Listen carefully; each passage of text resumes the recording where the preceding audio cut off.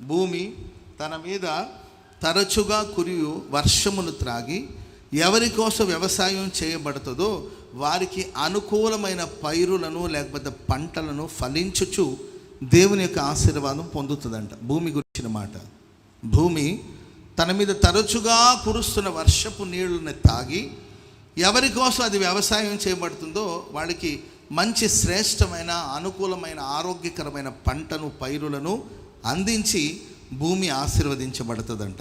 అదే కానీ ఆ భూమి మీద ముళ్ళ తుప్పులను గచ్చ తీగలను దాని మీద ఒకవేళ మొలచిన అది పనికి రాకుండా విసర్జించబడి శాపాన్ని పొందుతుందని బైబిల్ సెలవిస్తుంది. కాబట్టి దేవుడు మనల్ని ఎన్నో విధాలుగా ఆశీర్వదించాడు.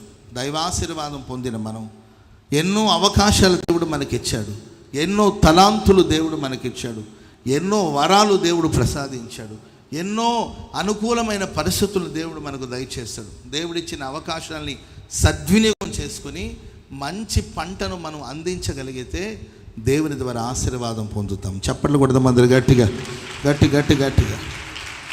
దేవుడిచ్చిన అవకాశాలని సద్వినియోగం చేసుకుని ముళ్ళ తుప్పలుగా మనం మారామనుకోండి, ఓ రోజు విసర్జించబడతాం, దేనికి పనికి రాకుండా పోతాం, దేనికి పనికి రాకుండా విసర్జించబడి శాపగ్రస్తమైన బ్రతుకు కొందరు కలుగుతుంది. బైబిల్లో అలాంటి సందర్భాన్ని చాలా చూస్తూ వస్తాం. పుట్టక ముందే అతని గురించి దేవుడు ఎన్నో శ్రేష్టమైన సందేశాన్ని అందించాడు. ఆ కన్న తల్లిదండ్రులు కూడా అతడు గర్భాన పడిన నాటి మొదలుకొని ద్రాక్షారసం కానీ ద్రాక్షానికి సంబంధించిన ఏ కార్యక్రమాలు ఏ ఆహార వస్తువుల్ని పుచ్చుకోకుండా పానీయం చేయకుండా చాలా జాగ్రత్తగా ఉన్నారు. పుట్టిన తర్వాత కూడా అతనికి ఎన్నో శ్రేష్టమైన విషయాలు నేర్పారు. కానీ అభిషేకం పొందిన ఆయన శాంసన్ ఎదిగిన తర్వాత దేవుడు అతన్ని ఆశీర్వదించాడని రాయబడి ఉంది. పరిశుద్ధాత్ముడు ఆయన రేపుతూ వచ్చాడు, బలపరుస్తూ వచ్చాడు, బలం పొందుకుంటూ వచ్చాడు, శక్తిని పొందుకుంటూ వచ్చాడు. అందరికన్నా సంథింగ్ డిఫరెంట్గా ఉండేవాడు, సంథింగ్ స్పెషల్ అన్నమాట. ఓ బలమైన అభిషేకించి ప్రత్యేకించారు, అభిషేకించి అధిక బలమును ప్రసాదించారు. కానీ శాంసన్ చేసింది ఏం తెలుసండి? దేవుడిచ్చిన అభిషేకాన్ని దేవుని పని కోసం ఉపయోగించలేదు, దేవుని నామ ఘనత కోసం పని వినియోగించుకోలేదండి. తన ఇచ్ఛలకు, తన పగ ప్రతీకారాన్ని తీర్చుకోవడానికి కోసం, తన సొంత లాభం కోసం పనిచేశాడే తప్ప ఎక్కడ దేవుని నామ మహిమ కోసం పని చేయలేదు. చివరికి చనిపోయే సందర్భం వచ్చినా కూడా, మరణించే సందర్భాలు వచ్చిన తర్వాత కూడా పగ తీర్చుకునేటట్లు ఈసారి నన్ను బలపరచండి, శత్రువుల మీద నేను పగ తీర్చుకోవాలి. దేవుని బిడ్డలారా, దేవుడు మనల్ని దీవించాడు, ఆశీర్వదించాడు. మన జీవితం ఫలభరితమైన శ్రేష్టమైన అనుకూలమైన పైరులను ఫలించు వారుగా దేవుడు మనల్ని మార్చునుగాక. స్తోత్రం చెప్పండి గట్టిగా. చివరికి శాంసన్ శత్రువుల మధ్య ఒక కోణంలో ఆలోచిస్తే పశ్చాత్తాపడ్డాడు, అది వేరే విషయం. కానీ ఇంకొక కోణంలో ఆలోచిస్తే శత్రువుల మధ్యలో చనిపోవడం ఏంటి? శత్రువులందరూ చనిపోయారు, వారి మధ్యలో ఒక దయనీయమైన మరణం, ఒక దారుణమైన వేదనకరమైన ముగింపు శాంసన్కి వచ్చింది. ఎందుకంటే దేవుడిచ్చిన అవకాశాన్ని సద్వినియోగం చేసుకుని ప్రయోజనకరంగా మారాలి. దేవుడు నాకు ఒక తలాంతులు ఇచ్చాడు అనుకోండి, సువార్త ప్రకటించే తలాంతులు, దాన్ని ప్రజలకు ప్రయోజనకరంగా సంఘానికి అనుకూలంగా నేను మార్చుకోవాలి. ప్రైజ్ ది లార్డ్, హల్లెలూయా. వాయిద్యం వాయించే తలాంతులు వీళ్ళకి ఇచ్చారనుకోండి, అది సంఘక్షేమం కోసం వాళ్ళు మార్చుకొని అది ప్రయోజనకరంగా మారాలి. ఎంతోమంది ఆత్మతో సత్యమతో ఆరాధించినట్లు ఆరాధన ఒక భాగంగా వాళ్ళు మారాలి. Praise the Lord. అదే కానీ వెళ్ళి సినిమా ప్రోగ్రాంలో వీళ్ళు చేయలేండి కానీ చెప్తున్నాను, అక్కడెక్కడో వెళ్ళి సినిమా డీజే మ్యూజిక్ వాయిస్తూ ఉన్నారనుకోండి మనవాళ్ళు, అర్థమైందండి, అది గచ్చ పొదలు, ముళ్ళ తుప్పలు. లోకం కోసం కాదు నువ్వు పని చేయవలసింది, దేవుని కోసం. నీకు ఇచ్చిన ప్రతి తలాంతు, దేవుడు నీకు ఇచ్చిన ప్రతి వరం, దేవుడు నీకు ఇచ్చిన ప్రతి అవకాశం అది దేవుని సేవలో వినియోగించబడాలి. దేవుని కోసం నువ్వు పానార్పణంగా పోయబడాలి. ఎవరెవరికి ఏ ఏ తలాంతులు ఇచ్చాడో, ఏ ఏ వర్షపు జలము దేవుడు కుమ్మరిస్తున్నాడు, తరచుగా కురుస్తున్నాడు, తరచుగా దేవుడు ఆశీర్వాదాన్ని అందిస్తున్నాడు. అందుకుని ఆశీర్వాదకరంగా మారాలి తప్ప పనికి రాకుండా పోతున్నారు కొంతమంది.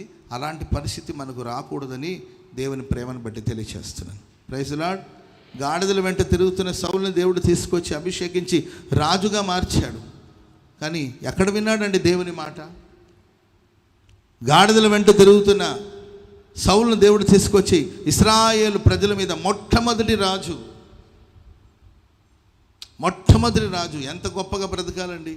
కానీ తను చేసింది ఏంటి? దేవుని మాట అంటే లెక్కలేదు, దైవ సేవకుల మాట అంటే లెక్కలేదు, వద్దన పనే చేస్తాడు. ఒకప్పుడు నాకు సన్మానాలు ఇవన్నీ నాకు నచ్చదని వెళ్ళి సామాన్లో దాక్కుంటే సమూయేలు వెళ్ళి తీసుకొచ్చాడు. ఆయన మనుషులు పంపించి బయటికి తీసుకొచ్చాడు. అయ్యో నాకు సన్మానం వద్దు, నాకు ఘనత వద్దు, అయ్యో నాకెందుకురా బాబు, నేనెంతటి వాడిని, నా ఇల్లే పాటిది అన్నవాడు ఒకప్పుడు. కానీ రాను రాను పరిస్థితి ఎలా మారిందంటే ఘనతను కోరుకున్నాడు. జనాల మధ్యలో నన్ను అల్లరి చేస్తావా, జనాలు ఏమనుకుంటారు, జనులు ఏమని అనుకుంటారేమో. నిన్ను గణపరిచింది ఎవరు?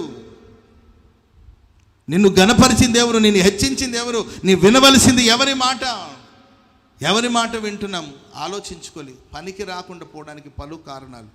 పిల్లరా, ఒక 2-3 విషయాలు ఈరోజు నేను మీతో పంచుకుంటాను. కొన్ని కార్యాలు పనికి రాకుండా పోవడానికి కారణాలు ఏంటి? ఆ వస్తువులతో కానీ లేకపోతే అనుభవాలతో కానీ మనల్ని పోల్చుకొని మనం ధ్యానం చేద్దాం. మన పనికి వచ్చేవారుగా ఉన్నామా, పనికి రాని వాళ్ళుగా ఉన్నామా? ఒకవేళ పనికి రాని పరిస్థితుల్లో మనం ఉంటే ప్రభుకు అప్పగించుకుందాం. పనికి రాని ప్రతి తీగలను దేవుడు తీసి పారవేసి చెట్టు మరింత ఫలించినట్లుగా ప్రభు కార్యాలు చేయునుగాక. ద్రాక్షావల్లి మరింత ఫలించినట్లుగా ప్రభు కార్యాలు చేయునుగాక. చెప్పండి, మీరు లోకానికి ఉప్పై ఉన్నారు, అందుకే మీరు ఉప్పుగా ఉన్నారు. Praise Lord. మనం తెలుసుకోవాలి మనం ఎవరమో, మన పిలుపేంటో, మన ఏర్పాటేంటో మనం తెలుసుకుంటే మనకు టెన్షన్ ఉండదండి. మనం ఎవరో మనకు తెలియనప్పుడే మన కంగారు. Praise Lord. ఆయన రాజకుమారుడు అని తెలియనప్పుడు అతడు ఎక్కడో తిరుగుతుంటాడు. అతడు రాకుమారుడు అనే ఆ అస్పృహ ఆయనకు లేనప్పుడు, రాకుమారుడు అనే ఆ వివరం ఆయనకు తెలియనప్పుడు ఆయన ఎక్కడో బజార్లో అడుక్కుని తింటుంటాడు. ఆయన రాజకుమారుడు అని తెలిస్తే తన విధానం మారుతుంది, తన మాట మారుతుంది, తన వాకింగ్ స్టైల్ మారుతుంది, తన మాటల విధానం మారుతుంది, అన్నీ మారిపోతుంది. Praise Lord. ఈరోజు చాలామంది నిర్జీవంగా, నిర్లక్ష్యంగా, చిరాగ్గా, విసుగ్గా కొంతమంది జీవితాలు సాగిపోవడానికి కారణం ఏంటి? నీవెవరో నీకు తెలియదు. నీవెవరు తెలుసా? ఈ లోకానికి ఉప్పై ఉన్నావు. చప్పట్లు కొడదాం అందరూ గట్టి గట్టి గట్టి గట్టి గట్టిగా హల్లెలూయా, హల్లెలూయా. మన ఎవరో మనం తెలుసుకొని జీవించాలి. చాలామంది ఉప్పుగా జీవించిన వాళ్ళు ఆ ఉప్పులో ఉన్న సారాన్ని పోగొట్టుకుని నిస్సారముగా మారిపోతున్నారు. కనుక వాళ్ళు బయట పారవేయబడి కాళ్ళతో త్రొక్కడానికి తప్ప దేనికి పనికిరారు.